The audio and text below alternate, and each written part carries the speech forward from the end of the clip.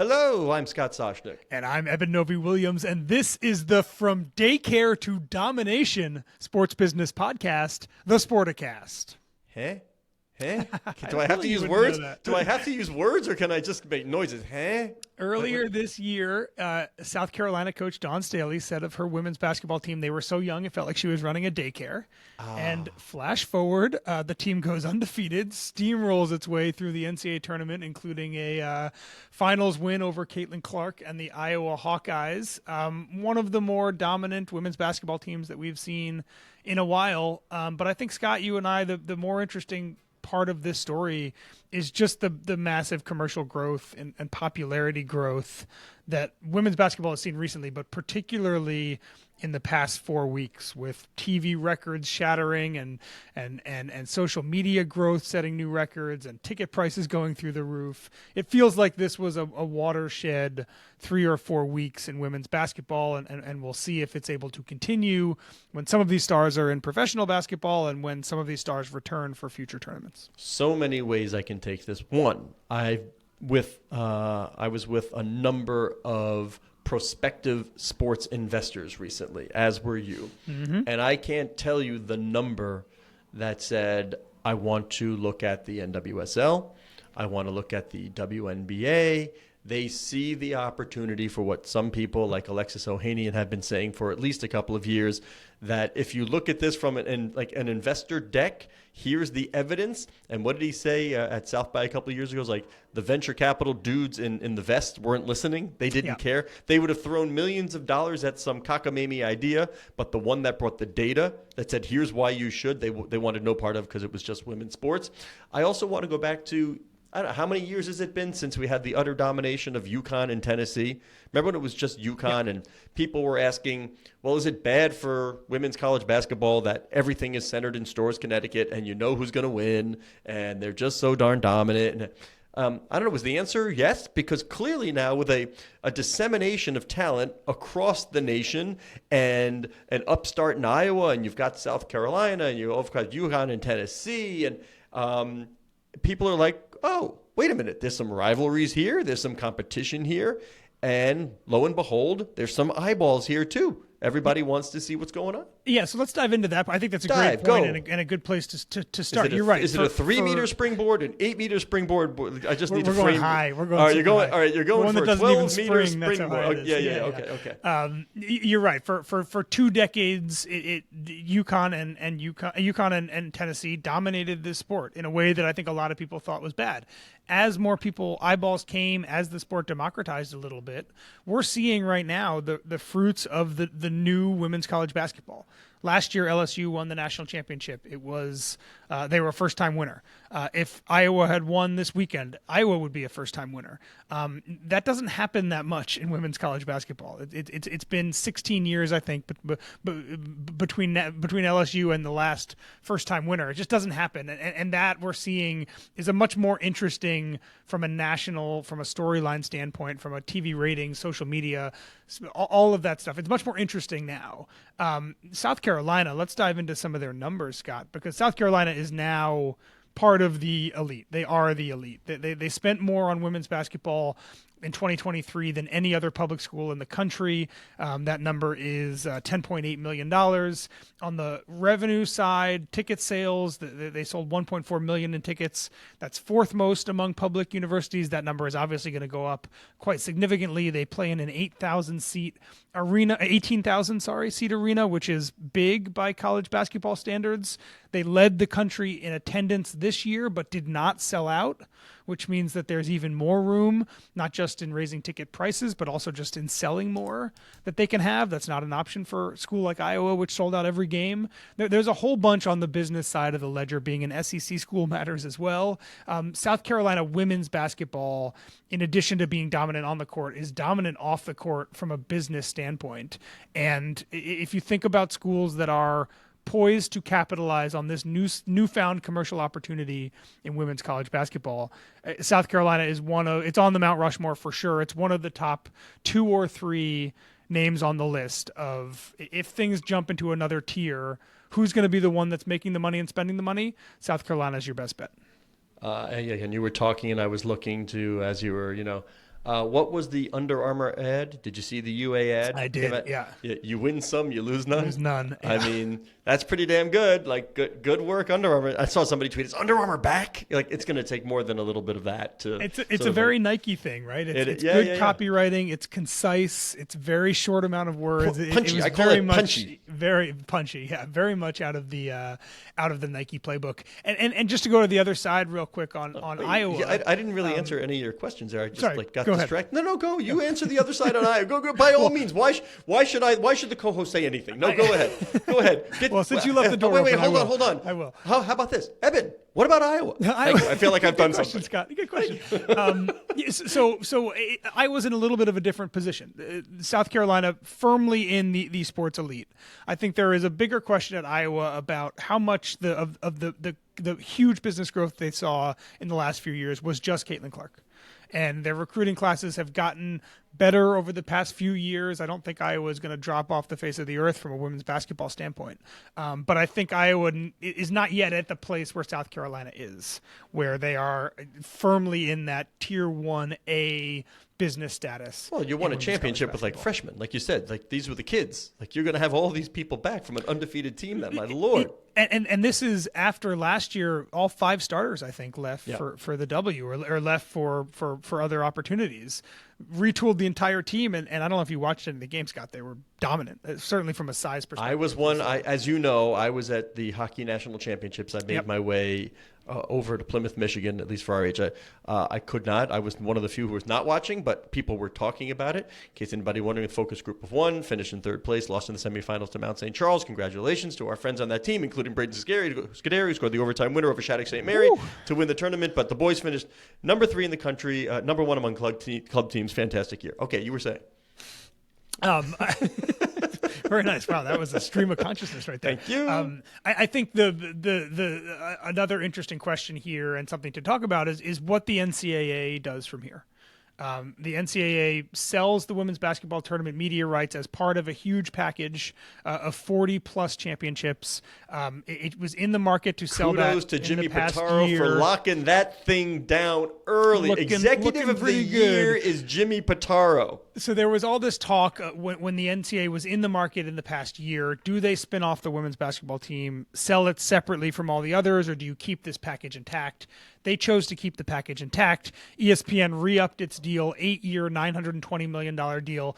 A decent chunk increase over the past deal, Scott, but in 2 months, literally 2 months after that deal was announced, that looks like a heck of a deal for ESPN. As you're saying, all of these records that were the Iowa's Elite 8 game against LSU was the 2nd or 3rd most watched women's basketball telecast ever. That's a record, Yeah. Then the Final Four game set the new record, and we're recording this before we have the finals numbers. Eben, no. Record. You did it. You did it. Why don't you just show a rendering?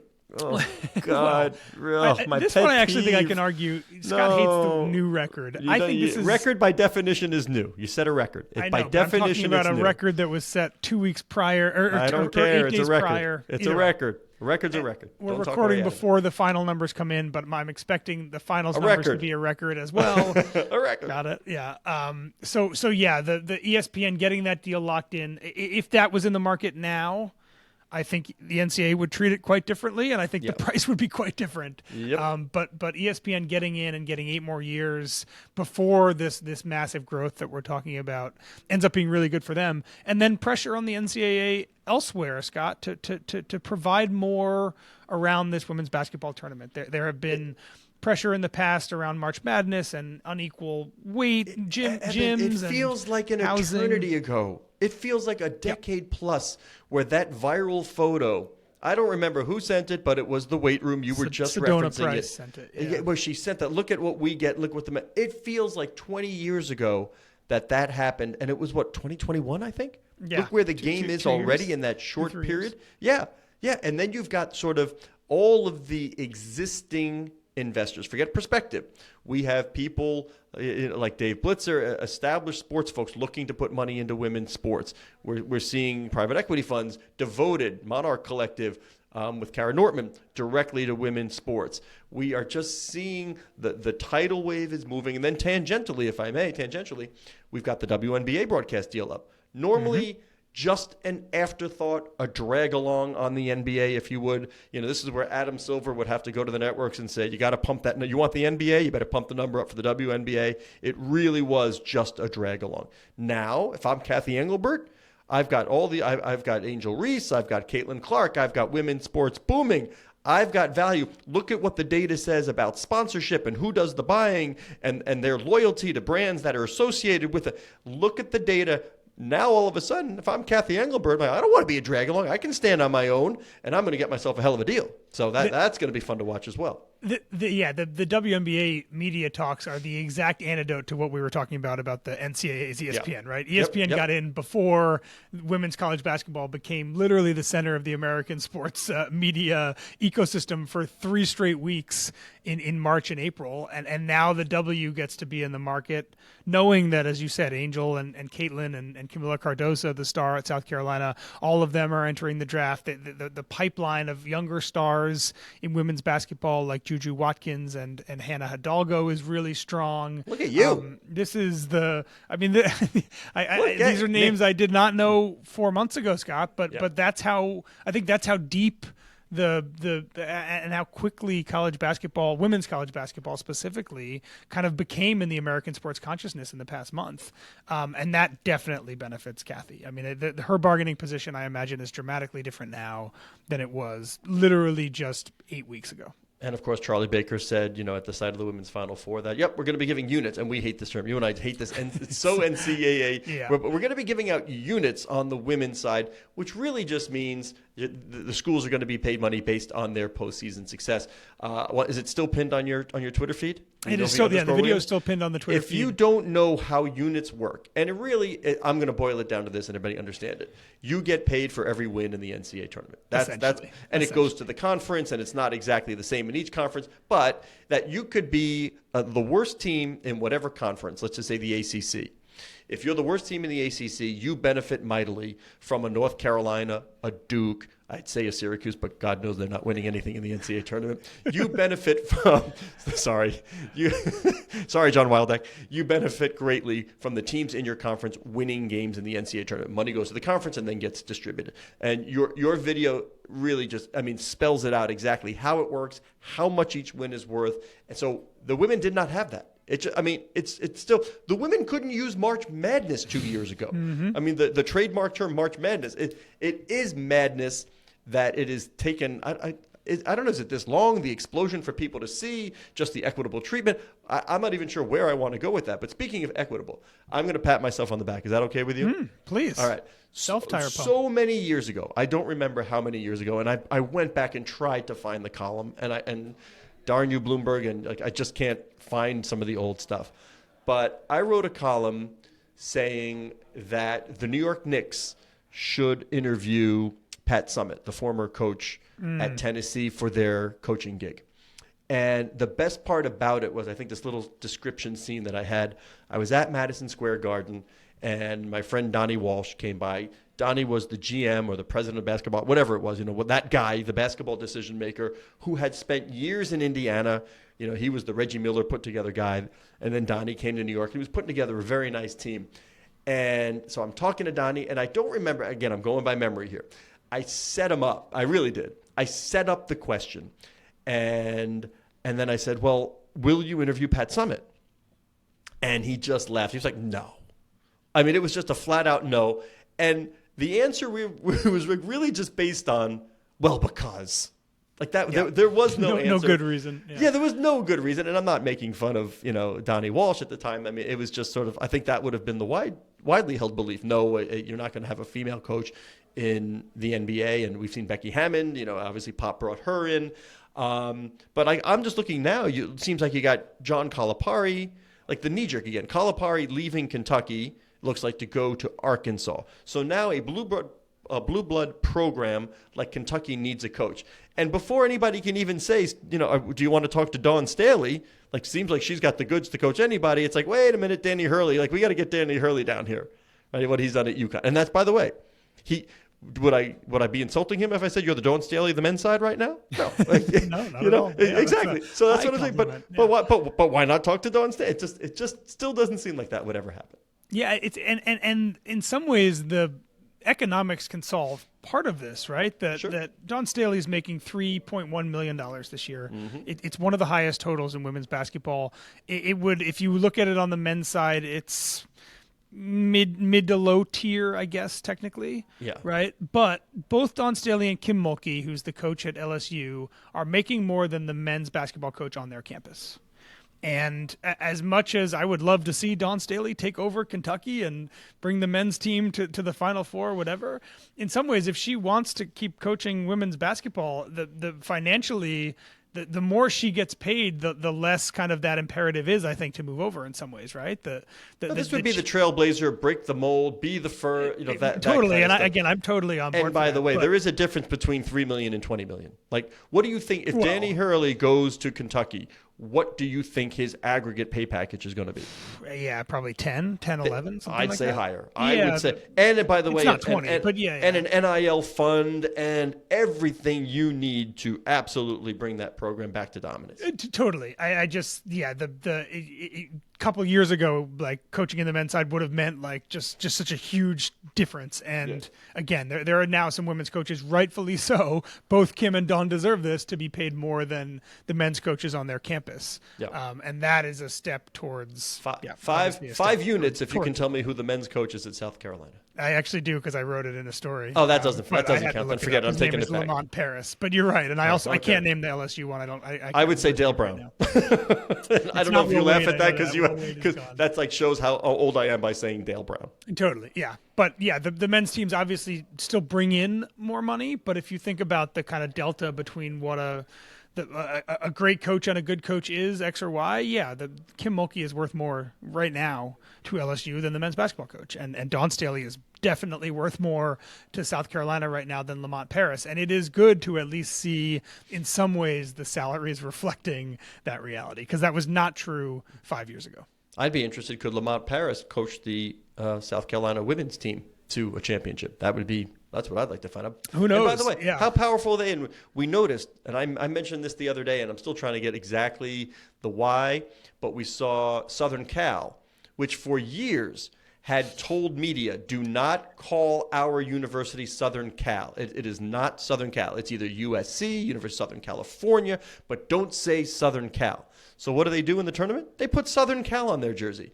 And my hypothesis, I speculate, is because if you say USC to anybody around women's basketball, they are talking Dawn Staley in South Carolina. They are not thinking about the USC Trojans. Like, for once, they are overshadowed. They are eclipsed. They are not the default USC in the sports fan brain. And they said, we got to do something about this. And they put Southern Cal on their jersey years and years after telling the media, don't call us Southern Cal. I wish we could get an actual answer to that question. We I can. Don't think we will. That you're right, but I would be fascinated if you were, because just knowing it had to play. I'm saying it played a part. It may not be the only reason, maybe, but there's no way it didn't play a part that USC in the default in women's basketball has become South Carolina. Knowing the way, just the ego and the holier than thou that exists at the elite private institutions in this country, and I went to one of them. I saw it firsthand.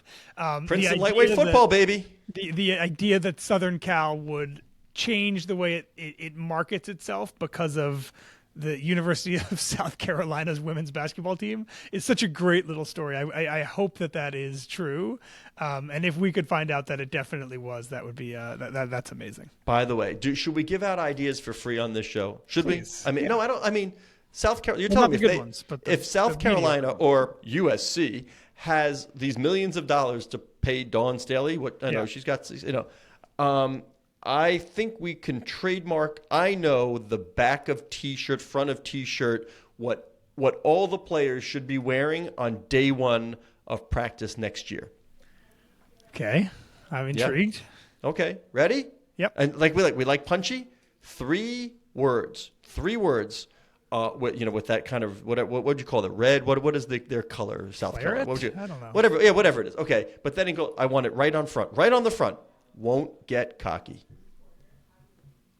That's it. That's your 3-word practice shirt day one. That is their mantra for next year. Won't get cocky. Works and you have nothing, and you are loving it. You're loving it. That's you have nothing to. You can't believe this is a good idea on every level. I was prepared to roll my eyes at this idea. Yes, you are liking this. You're ready to poke holes and you can't do it. I Won't actually don't hate it. I think it's good. I think it's very good. I think you should call them or trademark it first, maybe. Yeah, trademark it first, right? Yeah, USPTO.gov. I got it. I've traded. Don't forget, I actually years ago. True story. Now we're going back. You know, because I said it first in the office when we had a little inside knowledge that Chris Bosh, LeBron James, and Dwayne Wade were going to team up in Miami, and I said, oh, Heatlemania, right? I was like Beatlemania, the 3. I was like Heatlemania, and somebody, a pal of mine, said, why don't we trademark it? And we did.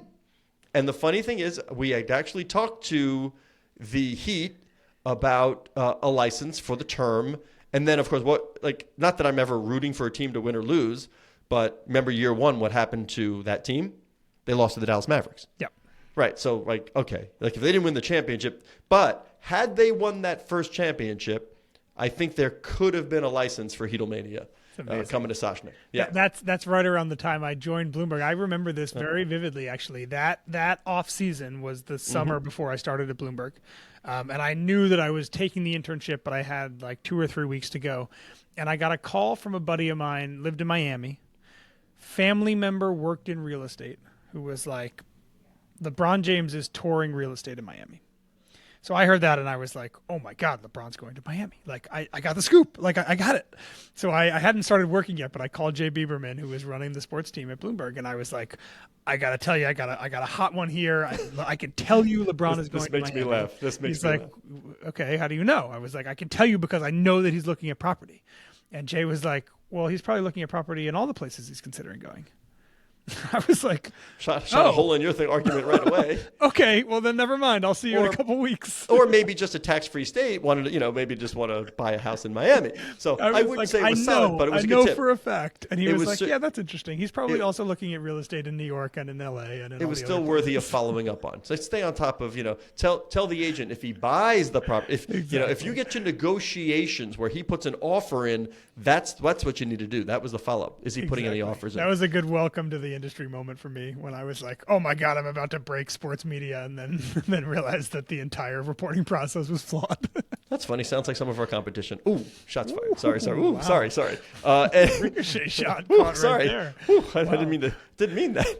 All right. Since we're talking about basketball and money, how about the NBA and the media deal that they're coming up on? We've heard about it for a long time. There's going to be a streaming component, obviously, over the air. I fully expect them to be back with Turner or WMD. And ESPN. So, I mean, the number is really all we're looking at. If we have a streaming component, there'll probably be some exclusivity. I don't know. Do I pay less since Christmas is now an NFL year? What do you think? Are we doing 2x, 2.5x? Where are you? This is such a fascinating one, and the debate in our industry over the X. Is it going to be 1.5? Is it going to be 2? Is it going to be 2.5? I want to know. That's what we're debating. No, I know. And it seems like the thing kind of ebbs and flows in terms of it's going to be high. Oh, it might not be that high. Oh no, I think it's going to be high again. It's $24 billion, I think, right now. Is the total, so 75 would be the triple. I won't begin just like ratings. I'm going to be horrible at this no matter what. So I'm not going to give a guess. I do think that, and Mark Cuban said as much after he's agreed to sell the Mavericks. The NBA, I think, is going to be fine right now. This time. There's enough. The streaming companies are just new enough now, and I sound like a broken record here, I know. They're just new enough now that they're still in that spend money now. Let's utilize the language of Wall Street. We got dry powder out there. Dry powder, yeah. It's the one after this that would concern me more. I think the NBA has done a really good job in terms of just being a part of the American sports landscape and becoming more kind of culturally relevant. I think Adam Silver's push to do the in-season tournament, which is going to boost the value of these media rights, I think was a really smart decision. I think we're going to see other leagues mimicking that in some capacity as well.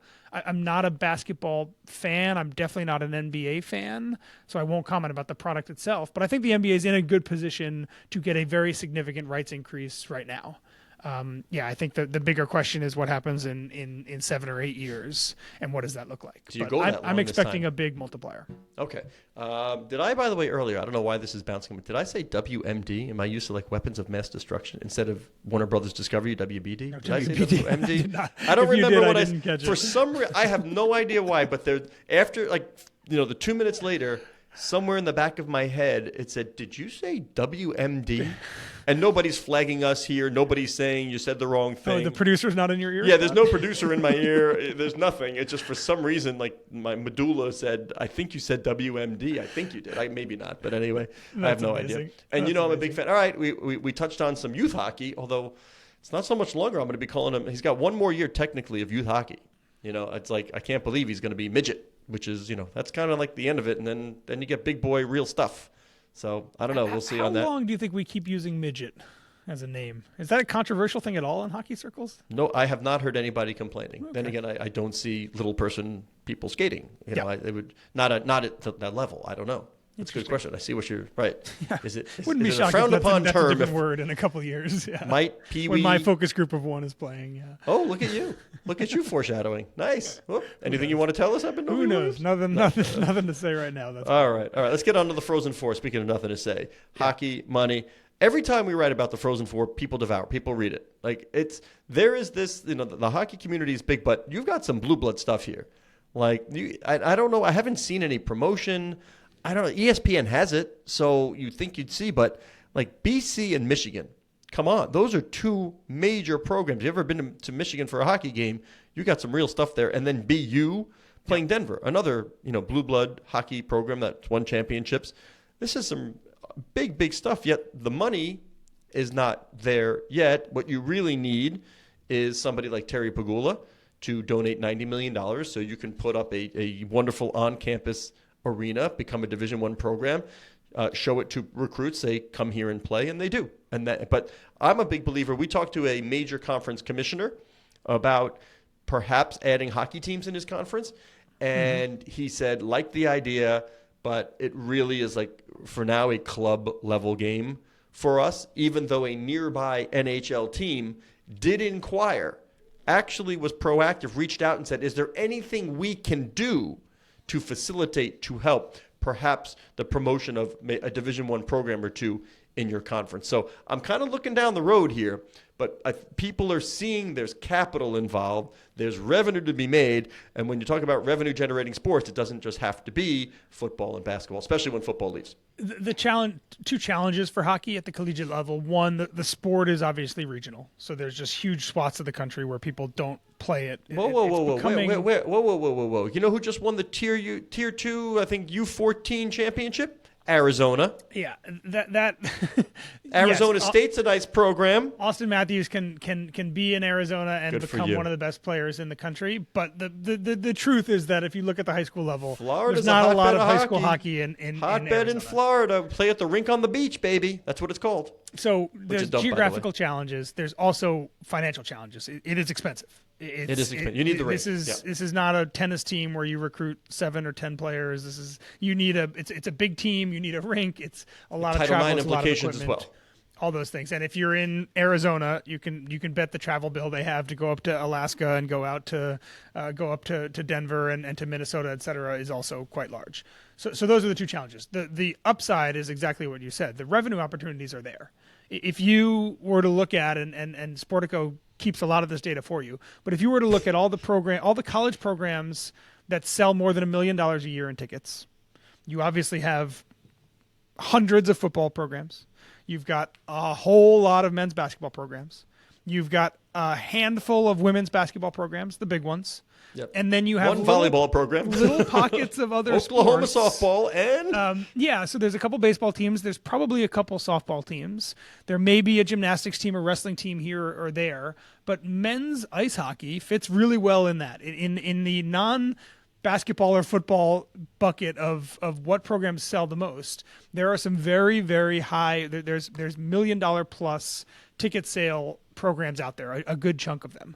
I wouldn't be shocked if a number of the Final Four Frozen Four teams that you mentioned are in that bucket as well. Yes. So it is expensive, but in terms of, as you think about how you make money in this world, particularly around ticket sales, it can be a money generator, and that's really valuable also. I think I agree with you. I think we are in 20 years going to look back at the amount of big-time college programs that have men's hockey and probably women's hockey also as a much bigger number, not unlike we saw with lacrosse, right, which spread into the SEC. It spread out west in the past 2 decades. Yeah, far less revenue commitment to make lacrosse than getting a rink going, yeah. Far less. So you said 20 years, my focus group is 14 coming up. So when he's 34, 35, you think there'll be some decent opportunity for him? Yeah, he's going to be the goalie coach at UCLA. That would be nice. And what a job that's going to be. The Westwood Wizards. Yeah, exactly. Put him out there. Exactly, You'd be the goalie at UCLA. I have a funny feeling you'd have a really good time in college. All right, let's finish up with our. And how about? I should have said I'll have his first trading card, and then we segue. You want it? You go ahead and do it. I'll say I will sign. I'll have him sign his first set of trading cards for you and me. Easy segue. Shout out to Darren Ravel, who started his own, raised money, $4 million from a group of a number of very prominent sports team owners. Just launched today on Monday, Collect, which is a digital media company aimed at covering the sports collectibles market. Timing, not a coincidence. Alt investment class. Alt investment class. Sports collectibles have hit a new stratosphere in the past 4 or 5 years, and we can debate how much the pandemic or other things, alternate investment vehicles are attributable to that. But Darren says it himself. Yeah, Darren says the pandemic was a big reason, a big shot in the arm, where people were like they wanted to go back to things that made them feel good about their youth. Like they're sitting in their homes and nothing to do, and but the question is, does it die now that but we haven't seen it, and I'm seeing it's sort of a professionalization of it all. Steve Cohen getting involved, Michael Rubin getting involved. We're just seeing sort of a professionalization of collectibles. So if the market's there and you need people to write about it and cover it, Darren's the right guy to do it. And so Darren spent the last 5 years at Action Network, and I think this business is actually going to kind of be similar. Obviously, sports betting and collectibles are not exactly the same thing, but Action Network did a really good job very quickly of becoming one of the industry resources for people who really care about that world. There was a lot of affiliate marketing money to be made via Action, and then there was a good exit. The company sold to Better Collective, and a lot of the early people, including Darren, got a lot of money out of it. So I think the Collect is probably a kind of a similar playbook in stand up in this world that is growing, where increasingly sports fans are want to read more about, hear more about. Maybe there's some affiliate marketing opportunities in collectibles as well. And then, who knows what the long-term future holds. But as you know, Scott, standing up a digital media company is not easy.